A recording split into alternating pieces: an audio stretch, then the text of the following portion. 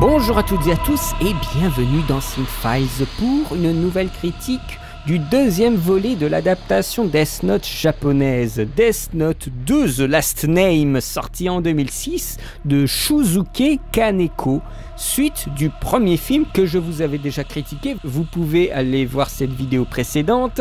C'est un film avec Tatsuya Fujiwara, un grand succès au Japon. Il est même sorti en salle de cinéma en France. Il dure 2h20, c'est un sacré morceau. Et qu'est-ce qui se passe pendant ces 2h20? Eh bien, nous avons Light Yagami et elle qui se confrontent. L'un veut découvrir l'identité de Kira et l'autre veut tuer elle. Il y a un jeu du chat et de la souris qui s'opère entre les deux pendant 2h20. C'est un sacré morceau, il y a beaucoup d'éléments dans cet épisode qui se retrouvent aussi dans le premier volet. Je vous conseille donc d'écouter la critique du premier film également. Le film, celui-ci, est dans la continuité esthétique et narrative. Tout est posé dans le premier film, le deuxième est alors plus poignant, plus palpitant, il est plus long et ici tout est repoussé, toutes les limites sont repoussées d'un coup. Les échanges de livres, un nouvel assassin, la perte de mémoire, la perte de pouvoir, les alliances, les trahisons, la responsabilité, la folie. On commence là où le premier s'était arrêté. On a au tout début un résumé de l'épisode précédent. On commence après le film au vu du dessus. C'est le dieu de la mort qui parcourt la ville. Et on commence déjà avec des meurtres, avec un montage alterné, l'écriture du nom. La tonalité est beaucoup plus sombre, c'est beaucoup plus dense. Le deuxième ressemble plus à un polar puzzle. Il y a tellement de trucs qui se passent qu'on est un peu assommé. Il y a un orgasme intellectuel qui est un petit peu tué par ce trop-plein et aussi par ce manque d'audace visuelle dont je vous parlais dans la critique du premier film. La question que les gens se posent alors quand on regarde le film, c'est comment tuer un tel phénomène, comment arriver à débusquer Kira et à arrêter cette série de meurtres. Le jeu du chat et de la souris s'opère donc avec beaucoup d'explications. À force de brouiller les fausses pistes, le film finit par brouiller son spectateur, par le perdre. Il faut être alors attentif. Il y a des différences et des compressions. Le film fait 2h20, personne ne veut voir un film de 10h. Les deux font déjà 4h20, donc c'est un sacré paquet, hein.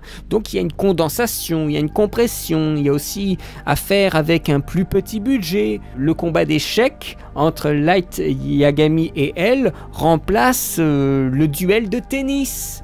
On enlève quelques règles du cahier, où on va dire qu'on les utilise pas, pour faciliter certaines situations, pour qu'elles se déroulent plus rapidement. Le film retombe en plus sur ses pattes, et comme je vous le disais pour le premier film, ce sont les différences qui sont intéressantes et qui sont à voir du coup dans le deuxième film. Ils ont trouvé des liants entre les scènes connues dans l'animé qu'ils voulaient mettre dans le film. Donc voilà, il faut trouver quelque chose pour faire plus court encore. La situation avec les portables, toujours aussi délicieuse quand on a Light qui a normalement le nom de elle dans la poche, puisque Misa a les yeux de la mort et donc a vu le nom de elle, donc il lui téléphone et c'est elle qui répond à l'autre bout du combiné parce que c'est elle qui a le portable. On a là un retournement qui est ultra savoureux dans le film. Quand j'avais vu la première fois la scène, alors je n'avais pas vu l'animé, c'était super savoureux ce moment. Je me suis dit, oh c'est trop cool, oh il l'a niqué. mais franchement c'est excellent. Et dans le film on nous rend compte aussi de ce côté où Light s'est fait berner par elle, c'est super savoureux. On a l'épisode où le père va en camion à Sakura TV. Alors c'est un peu plus cheap, hein, mais on a cette idée du père comme ça qui arrive, qui défonce tout et qui a un casque de motard pour se cacher du Kira aux yeux de la mort. On a aussi l'épisode où le personnage de Kira, menacé, va à Sakura TV pour aller tuer un mec qui va tout dévoiler son identité. Donc là, c'est assez différent par rapport à l'animé, puisque dans l'animé, c'est un des businessmen du deuxième arc narratif. Ici, c'est le personnage de la présentatrice. Je crois que dans l'animé, c'est une ancienne petite amie de Light. Enfin, tout est mélangé, hein. Il y a un sacré mélange de soupe pour essayer de faire plus court. Alors c'est là que c'est habile et que ça devient intéressant en fait à voir les différences. L'observation des différences et voir comment ils vont retomber sur leurs pattes est stimulante. Ce n'est pas un blocage, c'est stimulant de voir. Alors comment ils ont lancé ça, comment ils vont le terminer, parce que dans l'animé c'est compliqué, alors comment ils vont faire maintenant? Voilà, moi ça m'a stimulé de voir ça avec la lumière de l'animé. L'arc, comme je vous le disais à l'instant, des hommes d'affaires, je sais plus de quelle compagnie, mais des hommes d'affaires et de Nier et Mello sont clairement des relances dans l'animé pour faire durer la série. Le manga se termine malheureusement pendant le tournage, donc eux ils ont fait une fin inédite, une fin qui n'existe pas dans l'animé, une fin forcément différente de ce qu'on avait pu imaginer. C'est beaucoup plus orienté sur les médias cette fois-ci. La vision, le regard, la critique du média de masse pour qui tout est bon pour faire de l'audimat. Voir, c'est tuer. Savoir, c'est l'action. Donc c'est quelque chose qui est... Je vous en avais parlé dans l'analyse, que je vous invite bien sûr à voir, l'analyse de Jason Bourne, comme quoi le regard est une arme et le savoir, c'est l'action. Eh bien ici, nous sommes typiquement dans le même cas avec Death Note, ici avec le film également. C'est très réussi, mais il y a aussi d'autres choses qui sont moins réussies. On a un lieu super sécurisé, tu te dis, ah oui, c'est l'espèce de bunker de Hell, oh là là, ça a l'air vachement bien. Mais ça fait décor de studio à 1000%, avec une porte en bois toute pourrie, avec une vitre sur le côté. Alors tu te dis, mais c'est pas sécurisé du tout, les mecs ils tirent dedans et ils passent quoi. Une vieille porte en bois, alors qu'on te dit, ouais attention, c'est un bunker super sécurisé, tu te foutrais pas un peu de ma gueule. C'est là où on voit que c'est cheap à mort le film, et ça plombe un petit peu, j'allais dire l'immersion, il n'y a pas d'immersion dans le film, mais ça plombe un petit peu la crédibilité des personnages, de l'environnement dans lequel ils vivent. Moi ça m'a un petit peu gêné cet aspect. Ce qui m'a pas gêné, c'est la fin qui est une fin concluante, une fin qui s'occupe bien mieux de la résolution de elle que dans l'animé. Moi ça m'a beaucoup troublé en fait dans l'animé de voir que c'est une relance, Nier et Mello, et que elle ne reviendra pas. Bon, on se dit toujours il va y avoir une espèce de retournement, mais en fait non. Et le pire c'est que ce moment où elle disparaît, où il est neutralisé, eh bien c'est repris dans le film, et la fin est surprenante, elle est vraiment intéressante, et la fin de elle en elle-même est cool. Elle le sera encore davantage dans le spin-off Elle Change the World, que je vous ferai aussi bien sûr en vidéo un peu plus tard. Pour les autres personnages, on a en grande partie leur caractérisation qui est déjà faite dans le premier volet. On va s'occuper de faire avancer l'intrigue et la confrontation dans cette partie 2, ce fameux jeu du chat et de la souris. Light dans ce film veut trouver le nom de elle pour l'éliminer. C'est en même temps un sauveur puisqu'il continue de tuer des meurtriers, mais en même temps il veut supprimer elle. Donc il y a toute la confrontation et la dualité de la moralité que nous avons dans l'animé, que nous retrouvons en petite dose ici. La fin, Light veut volontairement tuer son père pour récupérer toutes les cartes en main, ce qui fait de ce personnage dans ce film quelqu'un de beaucoup plus cruel que dans l'animé. Après bien sûr dans l'animé il y a des choses très cruelles, mais dans ce film là il est assez direct puisqu'il faut aller beaucoup plus vite. On ne s'attarde pas peut-être assez sur les motifs qui le poussent à faire tout ce qu'il fait. C'est peut-être ce qu'on peut regretter de plus, mais comme je vous le disais, il y a des compromis à faire. Il n'y a pas beaucoup de femmes dans le film, dans l'animé encore moins. La seule femme qui est vraiment mise en avant ici, c'est Misa Misa, jouée par Erika Toda, qui est aussi irritante que dans l'animé, qui ne sert pas à grand chose non plus comme dans l'animé, puisqu'elle se fait tout de suite arrêter et mise en prison directement, donc elle n'a pas beaucoup de présence vraiment importante, elle ne fait pas avancer l'intrigue, mais dans l'animé elle servait pas à grand chose non plus, elle servait Light plus qu'autre chose. Ce que nous pouvons sentir, c'est que Light la manipule aussi, mais ce n'est pas aussi cruellement montré que dans l'animé, où là c'est vraiment clairement clairement présenté. Elle reste le personnage le plus fascinant. Ryosaki est vraiment charismatique. Il donne beaucoup d'intérêt au film, il donne de l'intérêt à voir le film, l'interprétation par cet acteur japonais. Pas étonnant qu'il ait eu droit carrément à un spin-off, parce que c'est vrai qu'on a envie de voir davantage de ce L. Et à la fin du film, attention, à la fin du film, voilà, vous êtes prévenus, eh bien, il fait quelque chose de très étonnant. Je reprochais à l'animé de ne pas bien terminer l'arc de L. C'est-à-dire qu'il se fait neutraliser comme une merde. Et moi, ça m'a toujours frustré. Et dans ce film, il met fin à ses jours, mais pour coincer Light. Et il le fait d'une façon ultra brillante, parce qu'il sait que Light est Kira. Et donc, il va s'immuniser contre la mort du cahier en notant lui-même son nom dans le cahier. Donc c'est ultime comme façon de faire, mais c'est aussi absolu, c'est-à-dire qu'il va mourir dans une poignée de jours. C'est une fin qui est vraiment importante et qui est vraiment bien pour le personnage. Elle trouve la solution ultime, étant donné, et c'est là la force aussi du film, c'est de ne pas avoir été fait après la publication totale des tomes. La fin est inédite. Quant aux dieux de la mort, ils sont à peu près du même calibre que dans le premier film.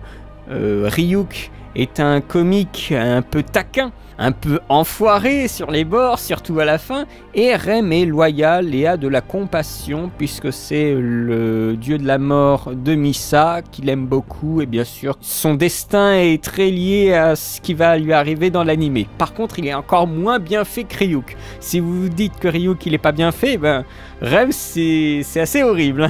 Enfin, en tout cas, j'y crois pas du tout, c'est assez affreux.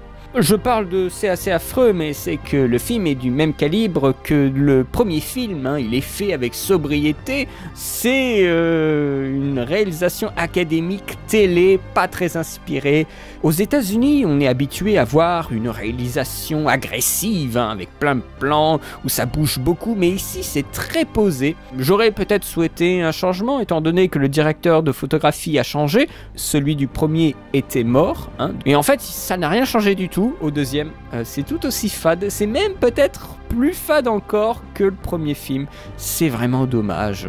Ça fait penser à du drama, vous savez, avec des scènes de studio bien installées, avec des plans généraux. Enfin, c'est à mourir de rire. Enfin, un moment, il y a Light qui sort d'un ascenseur, mais on dirait trop un début de scène de drama. On avait presque l'impression d'être dans ces séries américaines, vous savez, qui sont dans des maisons, des trucs genre le Prince de Bel-Air et tout ça. Et on voit Light comme ça qui sort mécaniquement de l'ascenseur, et le plan n'a aucune classe, le plan n'a pas...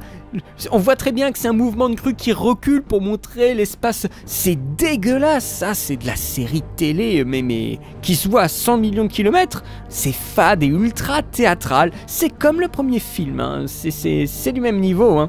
C'est très très frustrant de voir ça. Ça manque d'une force de mise en scène autre que le minimum syndical. Comme je vous l'avais dit pour le premier, la grande force de cette réalisation, c'est qu'on ne perdra jamais le fil. On saura toujours où sont les personnages, qu'est-ce qui se passe. La narration est bonne, mais il n'y a pas de prise de risque en termes de réalisation. Donc ils ont préféré proposer un récit qui est bien compréhensible par tout le monde, mais en même temps, le plaisir visuel et sonore est quasi inexistant. Et pourtant, il y a de bonnes idées. La rencontre entre Light et Misa, il touche le cahier, et tout d'un coup, il se retourne violemment vers la droite.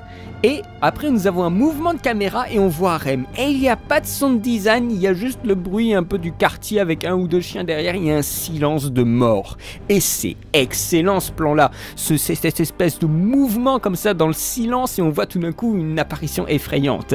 Et après, ce qui est aussi bien, c'est qu'on a un cut. On a un cut et on est sur l'intérieur de la maison de Light. Et pour après, bien sûr, avoir cette fameuse scène dans la chambre de Light entre Light, Kira et Misa. Une transition qui est super bien, c'est un super beau plan, mais voilà, on n'a pas assez ce genre de choses, des choix, des véritables choix. La mise en scène coupe beaucoup trop l'entrain du scénario, sa vivacité. Par exemple, le camion qui fonce dans le stand de Sakura TV, c'est nul quoi, c'est cheapos à mort, mais oh là là, vous regardez ça, c'est pas du tout impressionnant, ils le rendent pas impressionnant. Concernant les effets spéciaux, hein, tout ce qui est, s'il y a des explosions ou des choses comme ça, alors là, ne pensez pas que ça va contrebalancer. Hein. Les dieux de la mort me semblent légèrement mieux faits que dans le premier film, mais ils font encore très artificiel, hein, très cartoon. Hein. Il y a un truc au début, c'est n'importe quoi. Alors autant, oui, on dit que oui, c'est Kenji Kawai qui a fait la musique et tout ça, elle est très discrète, on ne la remarque pas. Si on m'avait pas dit que c'était Kenji Kawai, je l'aurais pas remarqué. Mais il y a un truc, c'est au début du film. Au début du film, donc du deuxième film, on présente ce qui s'est passé dans le premier film. Et on le fait comment ? Avec Red Hot Chili Peppers en début de film. Alors ça je comprends pas ce choix-là de musique. Autant je vous en parlerai du choix de musique dans la version de 2017 de Death Note, qui est vraiment intéressante, mais alors là... Genre là, les Red Hot Chili Peppers, là, le Danny California, donc un morceau de 2006, hein, c'est pour faire tendance, attention, le film japonais, et là, le truc des Red Hot pour faire tendance, hein, pour faire venir les gens en salle. Mais ça colle pas du tout, mais alors, pas du tout, hein, à l'ambiance de Death Note. Donc, voilà, c'est très anachronique. Oui, on peut presque dire ça. Alors moi, ce choix-là, je me suis dit, ah ouais, ok, bon, ça ancre terriblement le film dans le temps aussi. C'était un grand hit, ce morceau-là, Danny California, mais maintenant tout le monde s'en fout, quoi. Donc voilà, je trouve que ça fait vieillir encore plus le film, mais complètement, parce que à l'époque, quand j'étais au lycée, mais j'entendais cette musique partout, mais c'était une folie. Je l'entendais partout, ce morceau. Donc moi je le lis vraiment beaucoup à une époque, et quand j'entends ce morceau dans ce film là, waouh putain, ça fait revenir, hein, ça fait revenir plus de 10 ans derrière, quoi. Donc c'est vraiment très troublant, et ça donne vraiment, autant que le premier, mais le premier dans une autre mesure, hein. Mais celui-ci donne aussi sacrément une impression de film télé. C'est un scénario de cinéma réellement, mais avec des moyens de série télé. Et c'est une grande frustration. Hein. Alors, le film fait du bon boulot grâce à son scénario et à sa fin qui conclut vraiment Death Note. Là, je dézingue un peu le film, mais on a quand même assez d'éléments pour avoir une histoire intéressante qui se tient et qu'on a envie d'un peu suivre si on ne connaît pas vraiment ce qui se passe dans le manga, dans l'animé. On a envie de savoir qu'est-ce qui va se passer à la fin, voilà. Et ça, c'est une très bonne force, et c'est pour cette force que je lui mettrai 13 sur 20 à celui-ci, à cette version-ci. C'est un bon compromis, encore une fois, pour les gens qui veulent voir l'histoire, mais qui ne veulent pas entendre parler d'animé. Le fait qu'ils existent, ces deux films-là, est une très bonne chose, et je vous invite à quand même les regarder. Alors, vous pouvez les regarder en fenêtré, hein, mais n'hésitez pas à aller les voir, n'hésitez pas à me dire ce que vous en avez pensé de ces deux films, si ils vous tentent, ou peut-être qu'ils sont plus intéressants que celui de Netflix. Netflix, c'est presque l'inverse, hein, c'est une esthétique vraiment travaillée et un scénario qui est un peu bancal. Alors bon, il faudrait un bon compromis. Le compromis serait-il peut-être Death Note Light a New World? Nous allons le savoir bientôt. J'ai pas encore écrit la critique, je suis en retard. Mais non, de toute façon, on va faire aussi Elle Change the World. Ce sera la prochaine critique. En attendant, eh bien, j'espère que celle-ci vous aura plu. Elle est plus courte, tant mieux. Je vous remercie de l'avoir vu. Merci encore du soutien. Je vous souhaite une très bonne journée, une très bonne semaine. Bonne rentrée tout le monde. Et à très bientôt pour de nouvelles vidéos. Allez, salut.